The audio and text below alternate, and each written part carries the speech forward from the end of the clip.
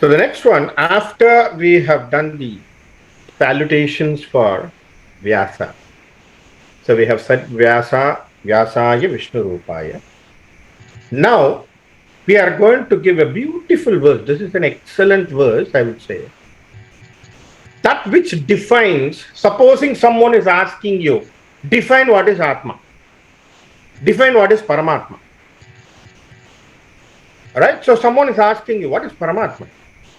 Or what is divine? Or what is an Atma? Even an Atma in a higher level. I would say the first verses of this sloka, of this stanza, is the real apt answer for that. Why? Let us see. How does it go? Avikaraya Shuddhaya Nityaya Paramatmane Sateika Rupa Rupaya Vishnave Sarvajishnave. Avikaraya Shuddhaya Nityaya Paramatmane. This is the phrase, what I'm saying, which denotes directly about Atma. What is it? Avikaraya. In Sanskrit, any word which is prefixed by the shabdam avikara or akara in front. So it denotes it's not. Supposing satyam. When you put a in front of the satyam is asatyam. What is asatyam? It is not true. Satyam is true or truth. When you say asatyam, not true. Correct? Vikalpam, avikalpam. So if you put akaram in front in Sanskrit, this is the beauty of the Sanskrit. You don't need to say something, define something in a different way. Correct? So sometimes that is how the word denotes it. So is saying that which is not defined behind. So here, if you take the out, what is the word which is remaining is vikaram. Am I right? So this word is very prominently used literature word, vikaraha. Vikaram means, in Tamil language, vikaram means we think it is an ugly. Or in some of the language, it is taken into a different meaning.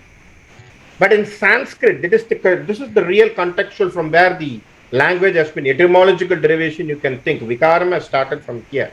What is vikara means? That which is suspended to certain things is considered to be vikara. That which is being treated with something. What is the treatment? What we are talking about. When we say the vikaram, what are all the things what is subjected to?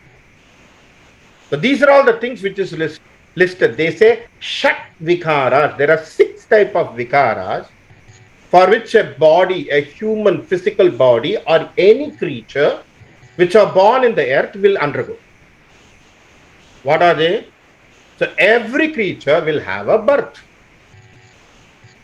So these are called shat vikaras. Number 1, you will have a birth. Correct? So there is a birth. Number 2, you have to sustain, you have to stay. You want to remain. That is your second. So to remain, you will do that. Number 3, to grow. You have to grow. Number 4, you have to change yourself. Okay, your form, the body, the physical. So what you have seen as a seed will change. There is a change which happens. And then what happens? Deteriorate. You will also diminish. It's not going to be the same. What you have seen, it will start going down, diminish or deteriorate. And lastly, what happens? Destruction. It gets death. Are you clear?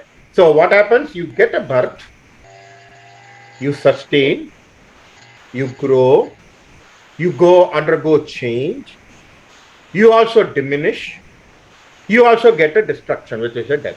So if anything suspended with the 6th effect or a 6th event, they are considered to be vikara. Now what we are talking about Paramatma, He is avikara, who is not suspended to all these 6 elements. He doesn't grow. He doesn't need a birth. He doesn't need to change. He doesn't need to diminish. He doesn't need to get destruction. All those leelas, he creates itself.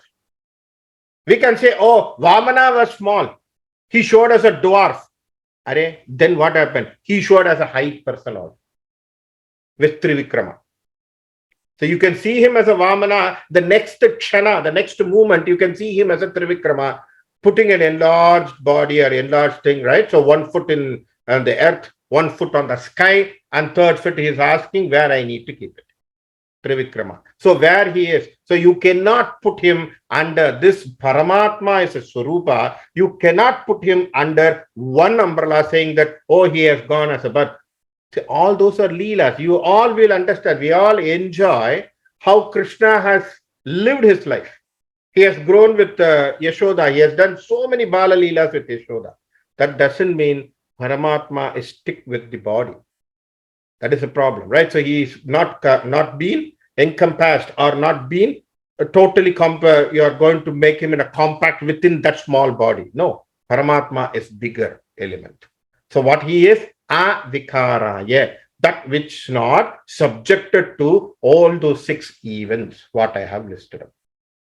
So if he's not subjected, yes, definitely. So that same Paramatma application also applies for you. Someone asks you, what is your Atma? You can say, avikaraya. It looks like that it takes into different body, but it is not. Because it is same. Am I right? It is going to be the same. That's what the Bhagavad Gita says. Nainam chintayanti. In Sankhya Yoga, chapter 2. Nainam chintayanti sastrani. Nothing can mutilate the Atma. Nothing can cut it.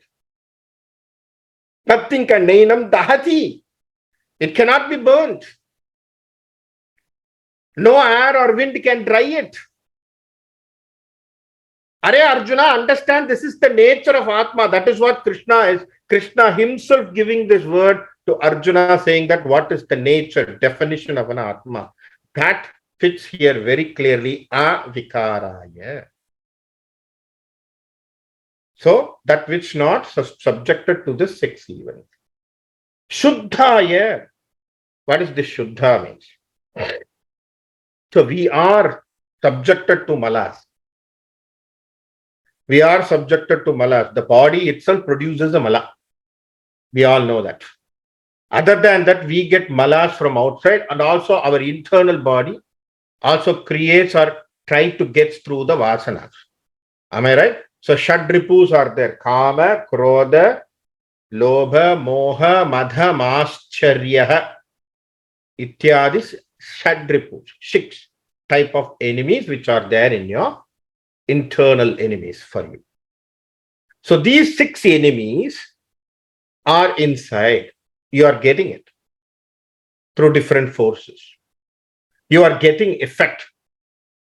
You are trying to imbibe some of them through your vasana, some of them through external factors. All these things are getting into it. So what happens? You are not pure, you become impure. Impure means sometimes you forget that you are the Atma Swarupa. So some impurities are like a Maya. Say, for example, if you see a mirror, especially in the winter time, you can see, if it is suspended outside, you can see the mirror. Over there is a mist. So you can't clearly see the mirror. Am I right? It is totally clear with this, like a steam something which has been going on as application on the mirror. So you don't see the mirror. What you have to do, you have to wipe out, and then you have to see. Sometimes if you bath in the bathroom tubs or something where you have a mirror, then you can see that the steam of the hot tub or everything goes and settles on the mirror. So you have to wipe it out and then see it. These are the impurities. Your Atma is a mirror where all these particles are dusting on it. So you have to wipe out. So then only you become Shuddha. The problem is we are not understanding that we are someone to reflect the Paramatma. That's what I told you last week itself. What is the name Parachara Bhatta has given that? It is called Bhagavat Gunadarpana. You are supposed to reflect as the gunas of the mirror, as the mirror of the Bhagavan, but that's what it has been with the Mayas. It has been totally covered. You have to wipe it out and then you become the Bhagavat Guna.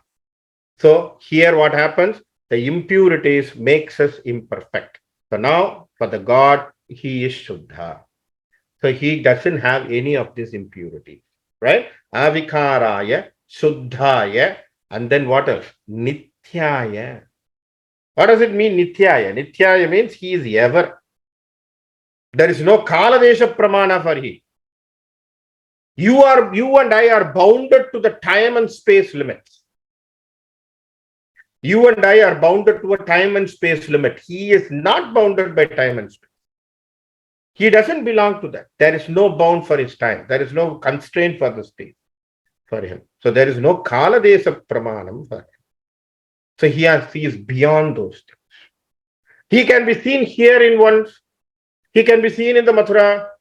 He can be seen with the Yashoda's Kutil. He can be seen everywhere. Am I right? So he's been ever present everywhere, omnipresent. So that means what? He is beyond this Kala Deshas. So that's why we say he is Nityaya, Paramatmani.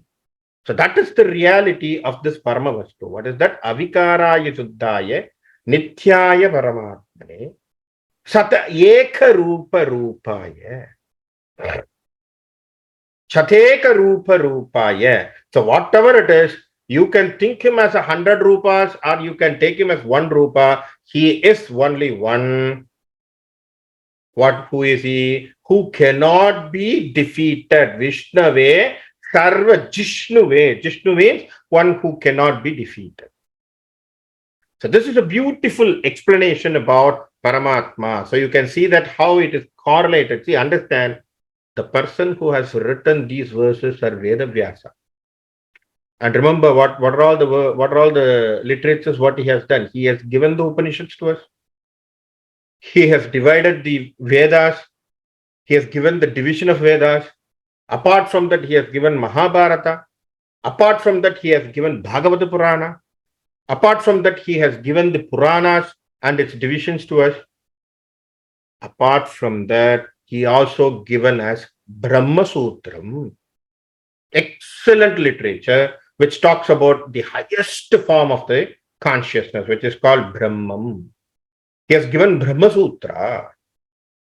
So in the Brahma Sutra, what does it say? What is the nature of the Brahma? So he is the same person who is giving you the Vishnu Sahasranamam. So it is a very elucid, very simple, in a concise definition, he has given you what is Brahma. What is it? Avikaraya Shuddhaya Nityaya Paramatmane. Yeah, Brahman is nothing but, this is the definition for that. Avikaraya Shuddhaya Nityaya Paramatmane Sateka Rupa Rupaya Vishnave Sarva Jishnave. So that Vishnu cannot be defeated by him. Right? So that is the verse what it talks about. And then we come to the next verse. What is the next verse we have?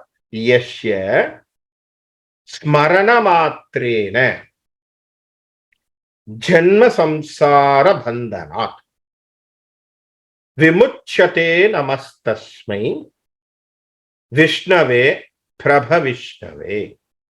Yashya Smarana Matrena. What is Smaranam? Smaranam means by saying it, by even thinking it, when you bring it in your memory, by the remembrance, by mere remembrance of something. See how easily our rishis have given this, right? In some places, in some of the religions and some places, it is essential that you have to do the chanting, you have to do the prayers, you have to go to that. So many strict requirements. Our Sanatana Dharma is very, very simple, and it says a beautiful formula. Even though you don't even chant, you remember. Yasya Smarana Matrena. At least to remember. If you remember what happens, Janma Samsara Bandhana. Just remember. At least you remember what happens. By just remembering it, you will get out of the Samsara Bandha. That's where you have been entangled right now. The samsara bandha is something where you are being tied up.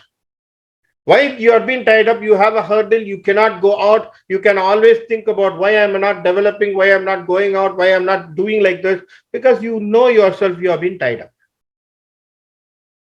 After half an hour or 1 hour, you will look at the time and the clock and you will think what time I will finish, and then you have some other commitment. Either I have to go and bring my child, or I have to cook, I have to do this, I have to bring this. So you have so many things in your mind.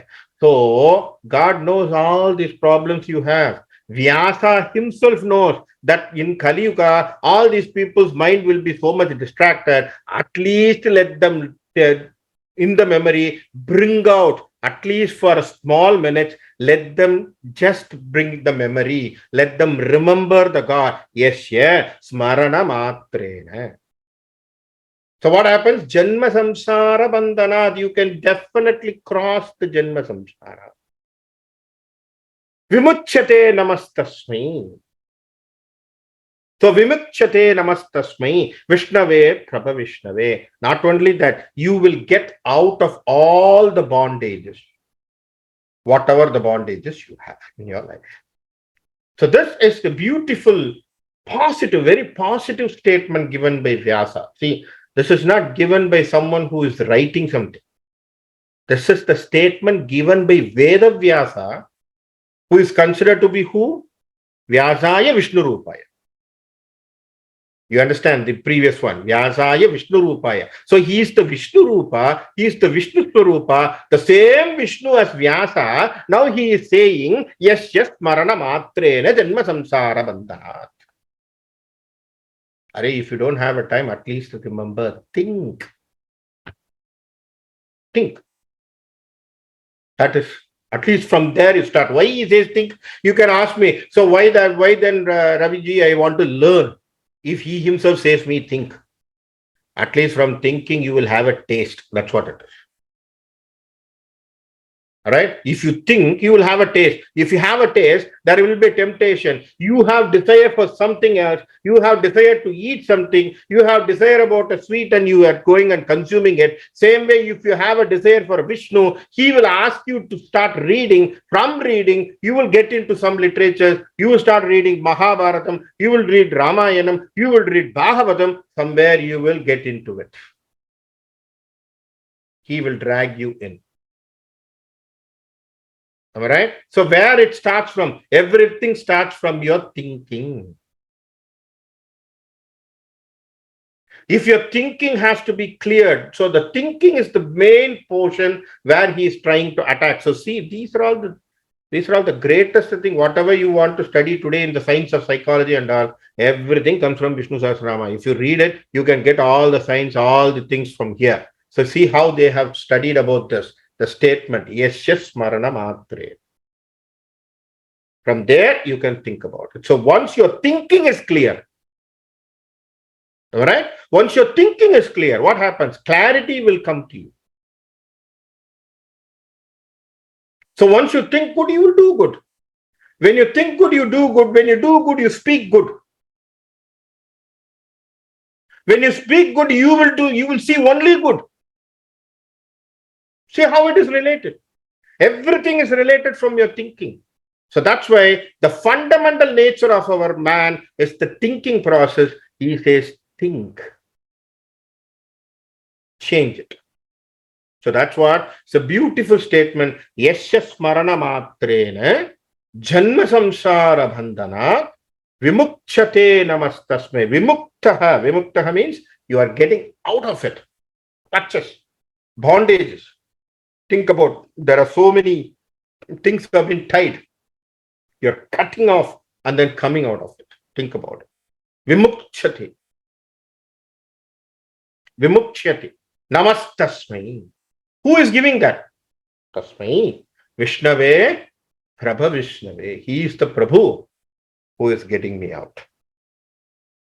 So whether you are seeing him as a physical body, that's what I told you last session itself. Are you going to look him as a physical body? Are you going to look as a guna? So here what we are talking about, Vishnu, Sarva Vyapaka, which is the Sattva Guna.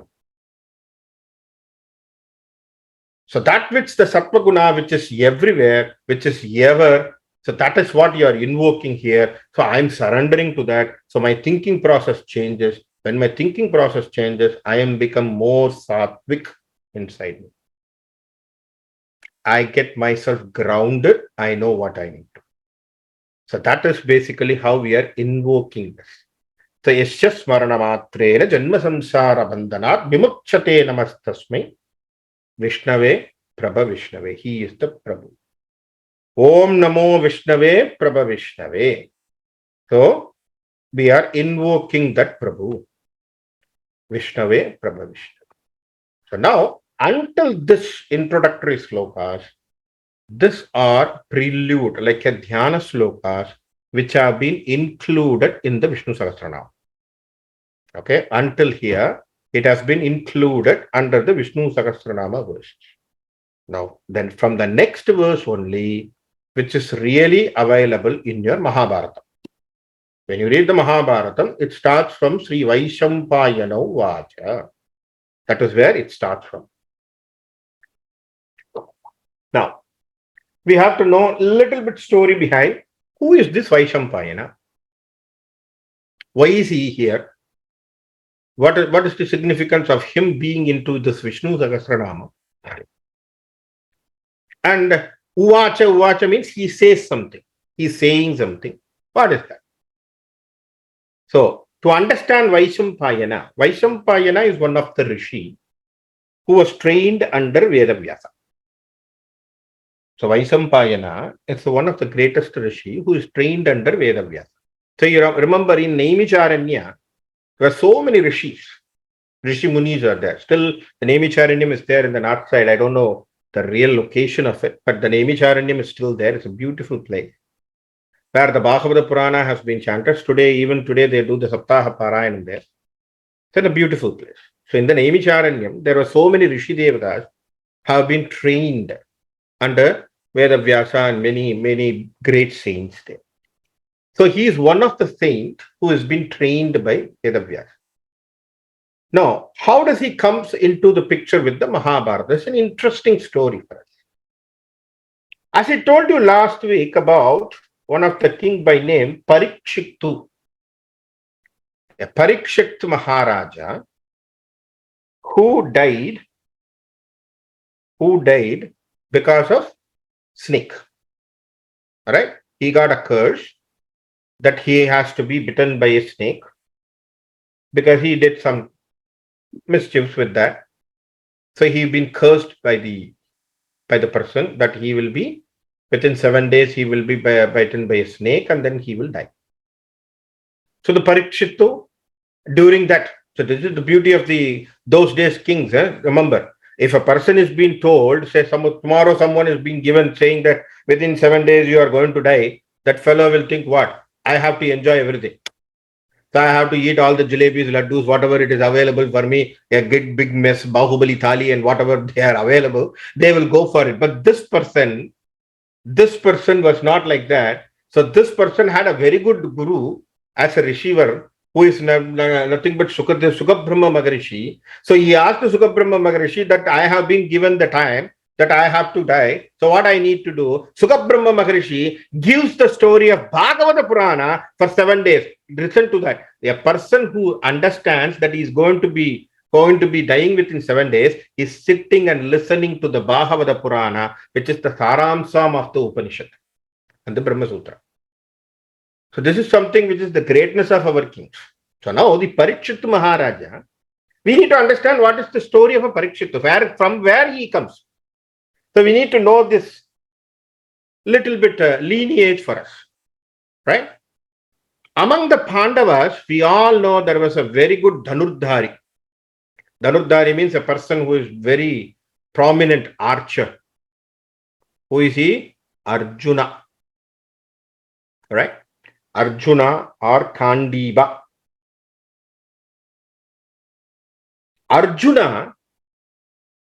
Arjuna's son, Arjuna with Draupadi and all the Panchapandavas with the Draupadi, they had Upa Panchapandavas. Everyone knows that. So I'm going a little bit on the story of Mahabharata here so that it will be also interesting for you to understand what is the connection. So there are Upapancha Pandavas who are born for Draupadi. Okay, so each Dharma had a son, Arjuna had a son, Bhima had a son, everything. For Panchali or Draupadi, whoever the name, however you say that. This Upapancha Pandava was killed by Ashwatthama, if you understand. They were killed because Ashwatthama, after understanding that his father, who is Dronacharya, was tricked and killed. Okay, he was killed in the war, and he gets angry because he's the son of Drona. He gets angry and he comes and sees, because he is with the Kauravas Sena. So he comes and sees that the Duryodhana is also hurt and he is almost in the deathbed. So he gets very much angry. He wants to go and wage the war against the Pandavas. He says, these Pandavas have done a trick, so I am going to put a Brahmastram and I want to destroy even the womb, the small, even unborn baby which is in the womb of everyone, the women in the generation, I am going to kill them. So he has put the Brahmastram. So now this message has gone to Krishna. Always the Krishna is Abad Bandhava, who always takes, what he did, he called the Pancha Pandavas to stand behind him and he diverted it. So what happened? This Brahmastram went and killed all the Upapancha Pandavas, the sons born to this 5 Pandavas to Draupadi were dead. Now the Astram is still there. It wants to go and attack the womb of Uttara. Who is Uttara? Because there is only one lineage which is still pending. Okay? So because the Astram wants to kill the entire generation of Pandavas. So entire generation of Pandavas means you know that Arjuna had another son whose name is Abhimanyu. Am I right? So Arjuna had a son called Abhimanyu who was killed in the war already. Correct? Abhimanyu is killed under the war because he knows how to enter into the Chakravyuham. He doesn't know how to come out of it. So he was killed. So that is how his fate has been done, and he has been circled by all these great acharyas and everyone, including the Bhishma acharyas and everyone. He has been tackled and totally he was killed. So Abhimanyu was one of the son of Arjuna. Clear? I'm just giving you the story of glimpses of Mahabharata, because Mahabharata, as I told you, is Panchamo Vetaha. If you understand the implicit meaning of all the characters and everything, it's a fantastic story is Mahabharata. Now, so Arjuna's son Abhimanyu killed. Abhimanyu is married to Uttara. Okay. So the Uttara was Garbhavati. She was pregnant when Abhimanyu was killed. So Uttara's womb carries a son. Understand? Uttara's womb carries a son. Who is the son who is in the womb of Uttara? Is Parikshit Maharaja. So Uttara was carrying Parikshit. Okay? So he was son of Abhimanyu and Uttara. So now Parikshit Maharaja's son is called Janamejaya. Okay? Janamejaya. So after the death of his father, Parikshit Maharaja, this guy got annoyed. See, always this happens, right? So once my father was killed, what happens? So this fellow wants to take a revenge. What he is doing a Sarpasatra. Sarpasatra. Biggest Sarpayaga. He's conducting a biggest Sarpayagam. Why? Because he knows that his father was bitten by a snake and then his father died. So he was very angry with the snake. So he wants to destroy the entire snake population, the reptilian population in the universe. So he is doing a big Sarpayaham. So what happens? Every snake from anywhere of any part of the world and the universe is flying and jumping into the fire and is committing suicide. So he's conducting this a big yaham so that he wants to destroy the entire, because he has become so mad that snake has bitten his father and he doesn't want to have the snake at all. Now, we have to understand the nature needs a balance. Why there is a reptile? Because there is some population has to be balanced out. So the food of the reptile, the food of the snake is the frog. So you have to balance out, because the frog or any other type of insects or something should not grow too much. So you need someone to counterbalance it. Nature will always create a counterbalance. We have to understand this is the nature's balancing technique. So when something is created, there is a counter for that. So if you are going to make extinguish of the snake population, think about what happens. The frog population, the insect population, other type of creatures population will grow. So now the nature will not have a balance. So he got, so this, every rishis are trying to give him an idea, saying that, no, Janamejiya, you should not do like that. This is not fair. This is not dharma. You should be given a proper advice. But this person is with Murgam. Murgam means what? He is blind that he wants to take revenge. He is doing this. So what to do? So one of the sage who is in his court is called Vaishampayana. So Vaishampayana was given the note saying that at least you go and advise him. Okay. So this is the beautiful, beautiful connotation. Today we talk about, today in the modern field, we talk about communication. And there is one type of communication what we always emphasize. We call it as elevator speech. What is elevator speech? Within 2 minutes, you have to say everything in nutshell. Am I right? You have to present everything in nutshell and you have to finish it. You have to impress your manager. Now, this concept, I would vouch here with the Mahabharata. I will say should have come from Vaishampayana only. Why? I will tell you. Vaishampayana comes and he wants to give the dharma.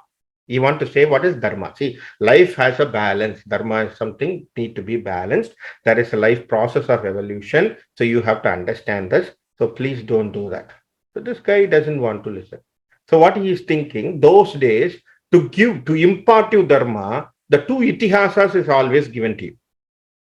Okay, so Ramayana and Mahabharata will be taught to you.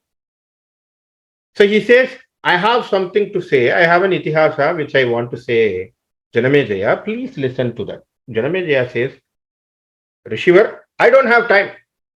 As we all say, right? So we say, I don't have time. What are you talking about? So tell me how much will be the itihasa. He says, if you want to listen to Ramayana, Ramayana might be, because it is 24,000 verses. Oh my God. Then what is next? No, Mahabharata is 125,000 verses. Another big story. So how many? It might take 5 years, 6 years. No, I don't have time. I'm a king. No, I don't have time. Sorry. Okay, at least listen to one itihasa. If not two, because at least you will get one. He says, no. Even 24,000, you're talking about Ramayana. Ramayana will go for how many? At least 1 year. No. I don't have 1 year time and all. No, I'm busy. Got to say, okay, let me do one kanda. At least one kanda in Ramayana or one skanda of Mahabharata or something. He said, how much it will take? It will take minimum some few months. No, I don't have that. No. So this is what our mentality today, right? So we'll say, no, I don't have time. Okay. So then he says, at least can I tell you one sarga? He says, no. What? How much time it will take? It will take some hours. No. Are you don't even understand, because I am a Raja. I am political administrator. I have so many work to do. So don't tell me all these things. Okay, so I don't even have time. Please don't. So he is very much annoyed. So now Vaishampayana is very tricky. He told, at least can I recite one shloka? And then that's it. Then I'm not going to take you much time. He says, okay. Because this fellow also got, he was also thinking, oh, this is Rishivar. Why should we want to bother him? At least he wants to come and he wants to say something. Let him say at least one sloka so that we don't worry. Let him give one say. This is what I was telling you in the best communication, what you can say. In the world, first best effective communication done by Vaishampayana. See, the listener is there. He doesn't even know what it is. So this person, sage Vaishampayana, is giving a beautiful verse in Sanskrit. Only 2 lines. He says, Dvayi Bhau Purushi Mudaha Duryodhana Dashananaha Gokarnam Vanabhangam cha Drushtva Yuddha Punah Punaha. That's it. So he stopped there and he said, "Thank you, my mission is done." Now Janame Jaya, who was listening to it, he was saying, wait. What you are saying? What you are saying? What you are saying? What is the meaning? So the meaning goes like this. See, Are, there were two idiots, fools. There are two idiot or fools who called themselves as Purusha. Okay, two Purushas who really didn't have the application of mind. Who are they? Duryodhana and Dashanana. Dashanana means Ravana, who has 10 heads. So one is Duryodhana and Dashanana. Why? Because after witnessing Gokarnaha, after witnessing Vanabhangaha, these people were thinking to wage war against the Dharma. See the way that he put the words. These people were thinking to wage war against the Dharma. So these people are muttal. These people are considered to be idiots. Didn't have any application of mind. So he stopped. And he told, my work is done. So Janamejaya, let me say bye-bye, we'll go. This person now got interested. He said, wait, come again, come. You are saying Ravana and you are saying Duryodhana are without any application, they are like idiots. And you are saying that they didn't have an idea of doing it. What happened? Why there was a Gokarna? Why there is a Vanabhanga? Now the demand goes to Vaishampayana. He says, wait, if you want me to explain, then it will take time. Are you ready? He told, yes, go ahead. So now Janamejaya is sitting and listening to the entire story of Ramayana and Mahabharata chanted by Vaishampayana. So that is how the story of Mahabharata begins. Janamejaya listening to his own ancestors' story.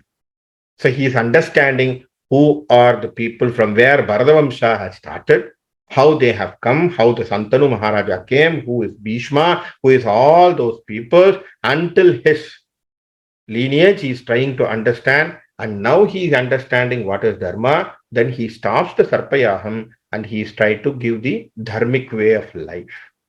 So for that, he was given. See how he has imparted a beautiful way of technique of communication, just saying two people's name, say two events. One is Gokarnam, that is when the Go has been taken, abducted by Arjuna, especially when he is doing in the Ajnanavasa, he is trying to help in the Vidharpadesha, he is trying to help them. So that's one of the place where the Gokarnam has been done. Vanabhangam is done as Hanuman, who enters into Lanka and then he tried to destroy everything. Ashokavana has been destroyed by Hanuman. So it is witness, right? So Ravana is witnessing that. He knows what has happened.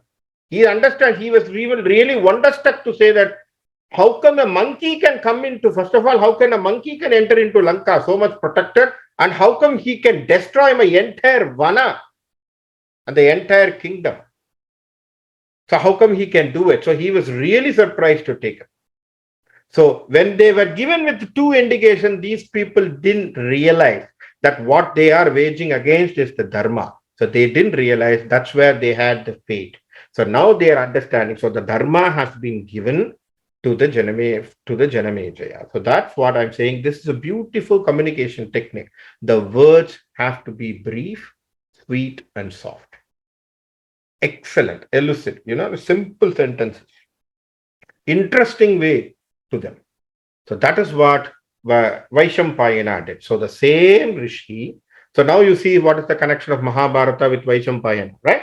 So same Rishi, now in the same place, what he is saying, Vaishampayana saying, Shrutva dharmana seshena pavanani chasharvashah yudhishthira shantanavam punare vabhya bhashat. Shrutva means after hearing what is dharma, right? Shrutva dharmana seshena, after hearing what is dharma. Who, here we are referring about the dharma, here we are referring about Yudhishthira. Remember I told you where this context of Vishnu Sahasranamam comes? Yudhishthira is the person who is receiving this highest knowledge from whom? Bhishmacharya. Right? So, as I told you, as I mentioned in my class 1. So, remember that context. So, before listening to Vishnu Sahasranama, he was talking and having a beautiful interaction and, more detail about what is Dharma, what is Raja Dharma, how a political administration should be, what are all the things, everything was being given to him by Bhishmacharya. Because Bhishmacharya is, for generation, he was a great king. Right? He is a great warrior, he is the greatest person, he is the greatest jnani.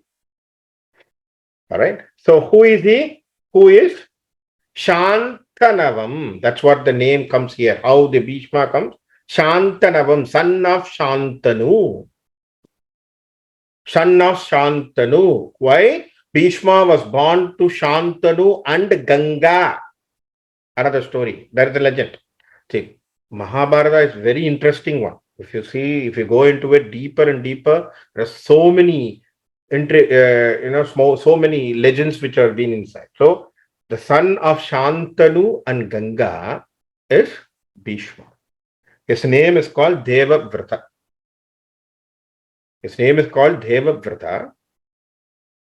Then later he becomes Bhishma when he declares himself that hereafter I will not get married. That is the Shapata, what he takes. Am I right? So he proclaims, this is called proclamation. Bhishma in Sanskrit means proclamation. Proclaiming that hereafter I am not going to marry. I am going to stay as a brahmachari. It's a proclamation, declaration. So when you make a big declaration, it's called Bhishma. So that is how he got the name called Bhishma. So Bhishmacharya, being a biggest jnani, being a biggest wisdom maker and a wisdom person, who is a protector of Hastinapuram. Hastinapuram is the kingdom, Indraprastha, Hastinapuram is the kingdom. So he is the protector of the throne. He gives greatest advice to Dharma, because Dharma, that is Yudhishthira, after waging the war, he was not quite peace inside. He was so distant. So he goes and asks Krishna, he goes and asks Vyasa. Even whatever they say, he is not consoled, right? So he's thinking like, I have done so much mistake because of me sitting in the throne. For the sake of me, so much destruction has happened. So many people. Remember, in Mahabharata, understand the Mahabharata situation, same situation if you understand. Pattabhisheha is a situation. What is Pattabhisheha? Pattabhisheha means crowning ceremony happens. Right? King has been crowned. Who is the king?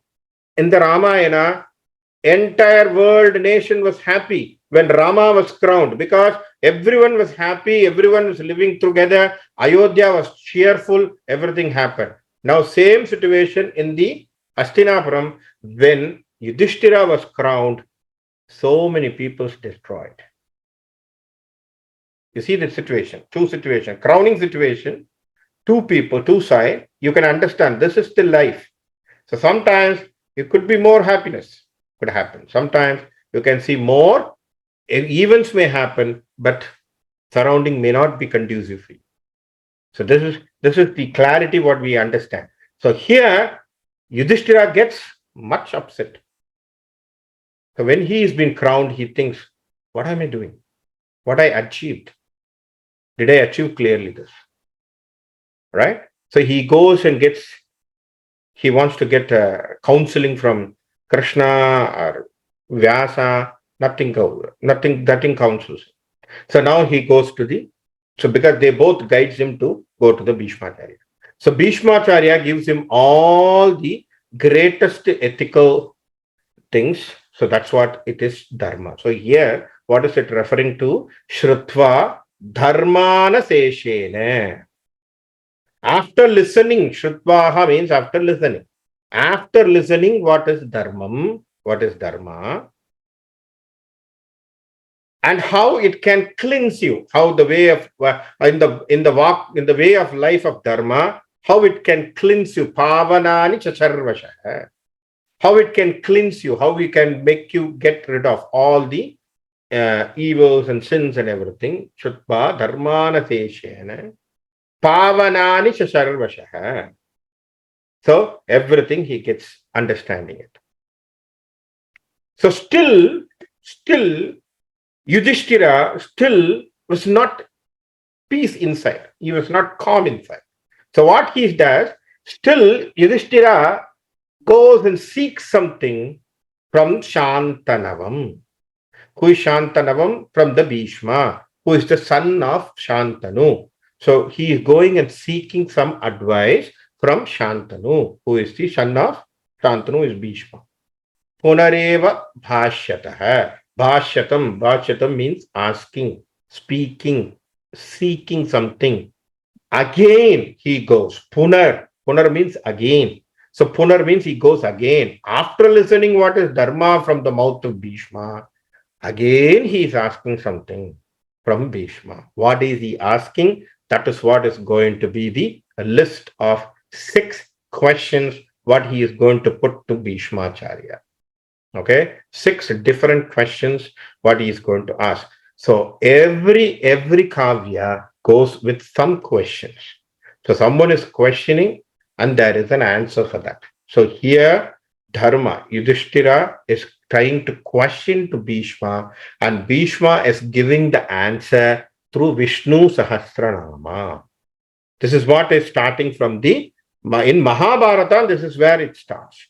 So from Vaishampayana Uvacha means says, Shrutva dharmana teshena pavanani sasarvashaha Yudhishthira shantanavam punarevabhya bhashata.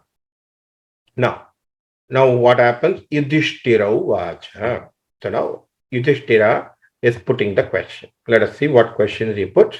Let us take based on one by one, what are all the questions he is going to ask. Yudhishthira Uvacha.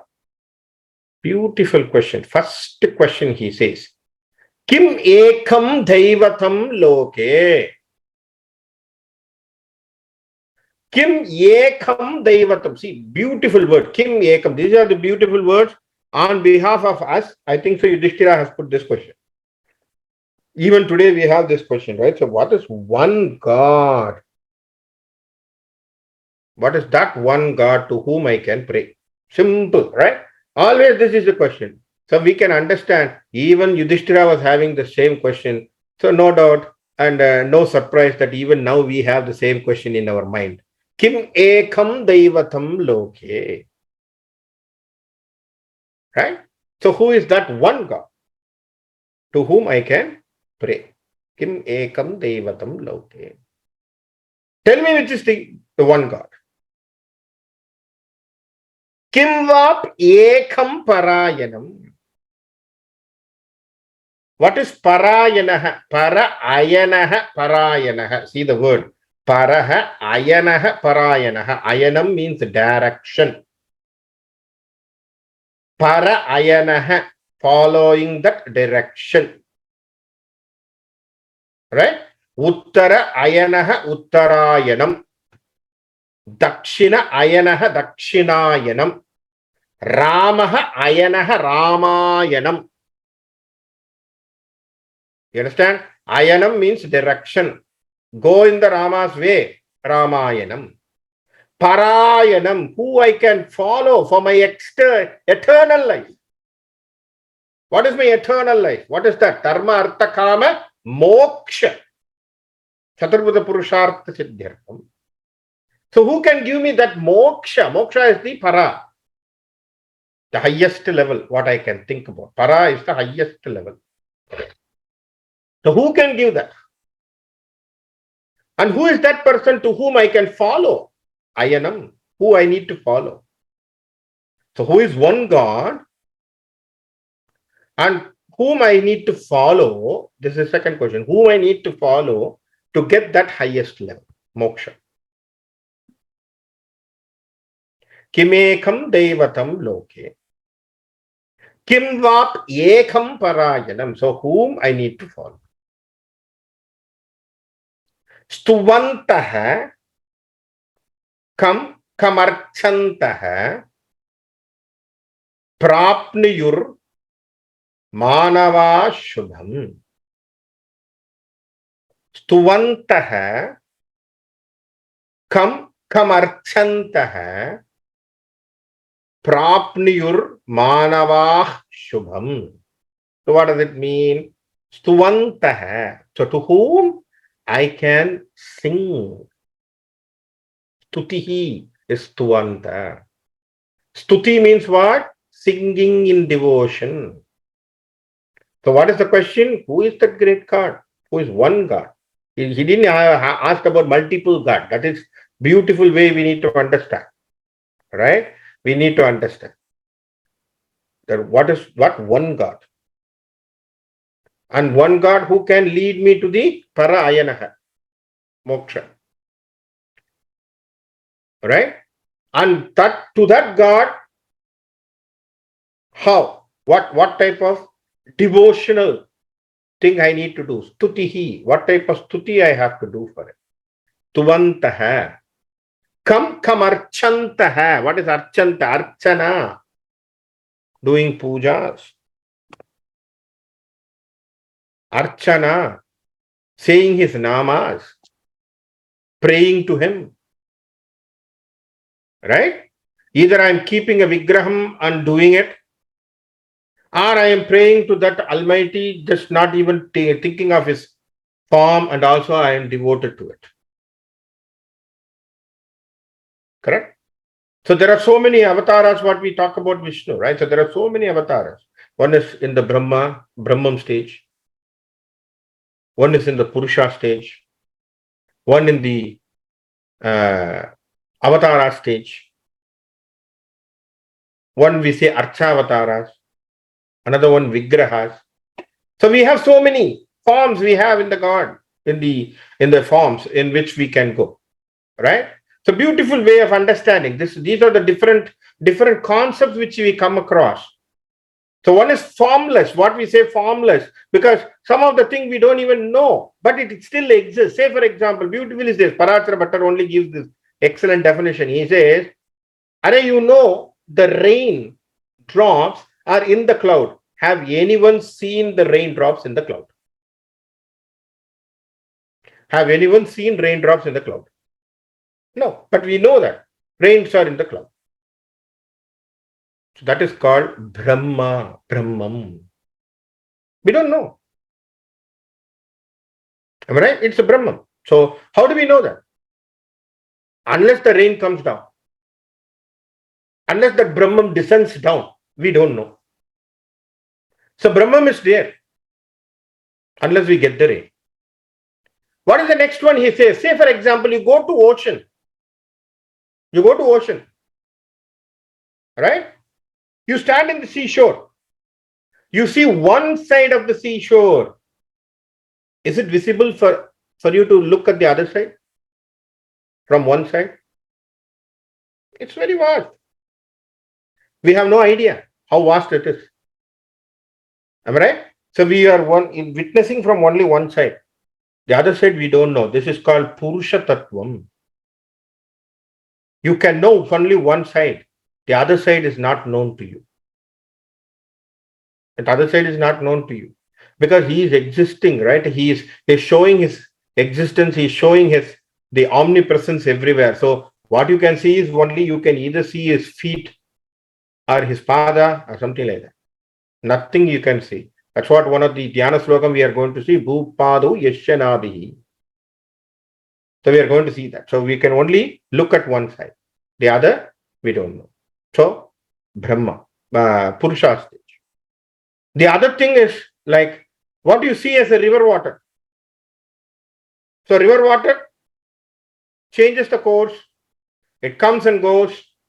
It fills some of the landscape and it makes wet some of the areas. It flows through the stream, but it goes and merges with the Purusham. So what is that? Parashara Bhattar says, these are nothing but avataras. Avatara Murti. Because each avataras are like a river. Rama is one river, Krishna is one river, Vamana is one river, Narasimha is one river. They have flown. They have flowed. For what? For some direction. They have led some direction. They have changed the direction. They have taken us to merge with the Purusha. So this is another form. Then what happens? He says, you have a well in your home. You have a water in the home. Water, whenever you want the same water, what you can do? You can fetch the water. And then you can drink. What is that? It's like temple where you have the Murti. You see a Rama Murti or a Krishna Murti, you go there, you pray to it. It's the same Brahman. Understand? Same water as the rain, same water as the ocean, same water as the river, same water as in your well, where you can go and touch and feel and think about it. And same water, you put it in a kalash or panchapatara, you do the puja and consume it. You become the water. You become the Brahma. Ultimately, what happens? Water merges with you. So there are different forms you can have. It doesn't matter how you are going with it. That's what Parashara Bhattar says. Beautiful explanation. We have to enjoy what these Rishivars have given us, the commentaries and all. So we understand how we can go. That's what why I'm saying. Stuvantaha kam archantaha. So I can do archana in my home. I can pray with devotion. And then I can think about it again and again in my manas. So when I am going to do all these things, what I am going to do?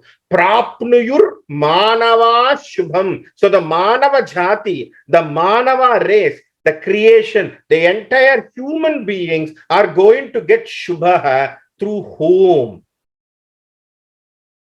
See, whenever we have Almighty in front of us, right? Whenever we have an Almighty in front of us, we always have a problem. Because we always have so many questions.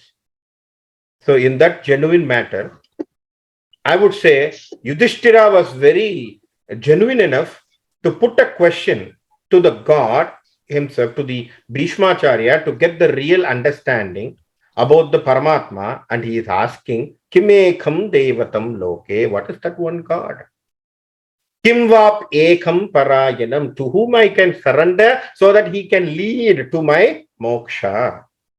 Stuvantaha kam, to whom I can pray with devotion, to whom I can put my devotion and stuti. Stuvantaha kam. Archantaha, to whom I can do archanas and pujas and devotion, I can do all the prayers. For what? Prapnuyur manava shubham, for the benefit of the entire human being. See, he didn't ask what is benefit for me. He asked for us. That is the greatness of Yudhishthira. Right? So he asked 3 questions here. Now you can get it. So who is the one God? I told you 6 questions here, sir. So 3 questions I'm giving you.